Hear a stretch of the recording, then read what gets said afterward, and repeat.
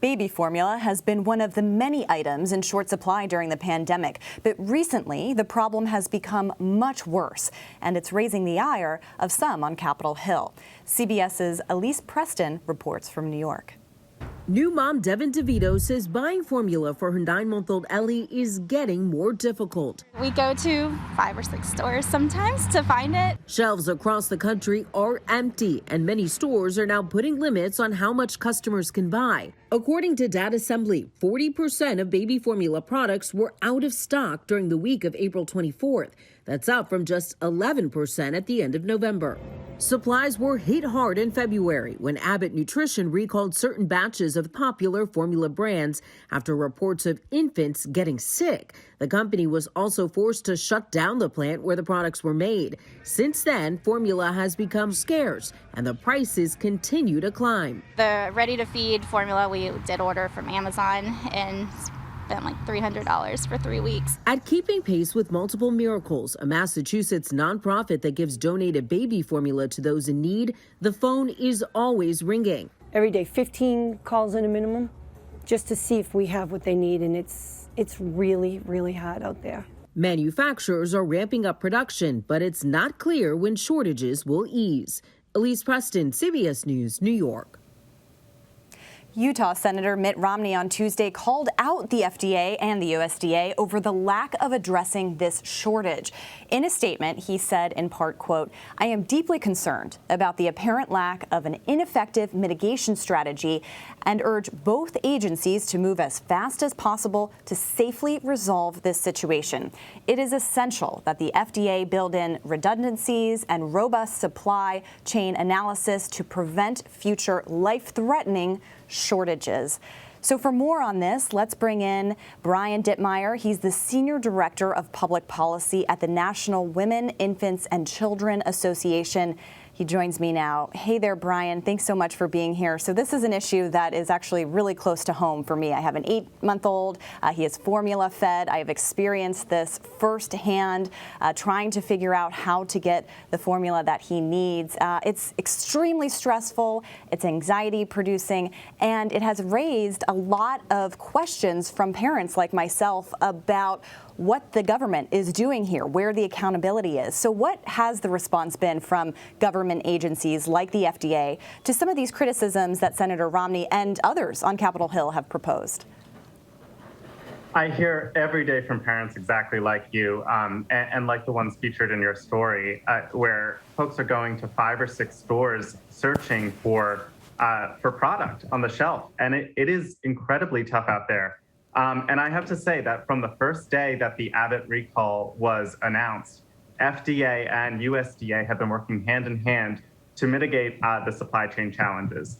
And, particularly with USDA, which administers the WIC program, they worked with rapid speed to enact new flexibilities and to make sure that WIC could add different products, different infant formula products onto the benefit so that low-income families could access whatever formula was available on the shelf. And that has made a huge difference so that WIC consumers could be treated like any other shopper. But I think one of the challenges here, and certainly a piece that Senator Romney and a bipartisan chorus on Capitol Hill have been speaking to, is that we have such a centralized supply chain. There's only a few manufacturers working in this space. And it really goes to show that when one plant shuts down, it has this ripple effect throughout the entire industry. I mean, I think one question that parents like me have is, how does this happen in the United States of America? How do we possibly have a formula shortage at this point? Is there anything that Congress or the White House can be doing, should be doing to help families right now? That's a key point as well. And I mean, FDA and USDA have been working with the manufacturers to ramp up supply as soon as the recall was issued. And it's not a flip of a switch. Once you get those manufacturing lines going, they're highly specialized manufacturing lines. And it takes time for that to actually translate to additional stock on the shelf. And so we know that it's taking kind of a full of community effort here. We've got the retailers, the manufacturers, the federal agencies, and the local providers as well, whether it be WIC or food banks or other social services who are working to connect what product is available in the community to families in need.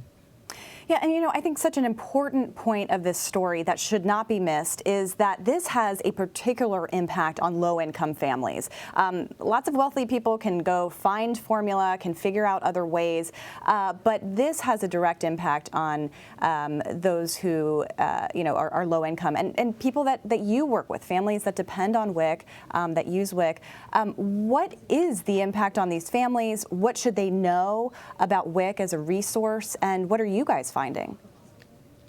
Exactly. I hear from so many moms that searching for formula at this point has become a full-time job.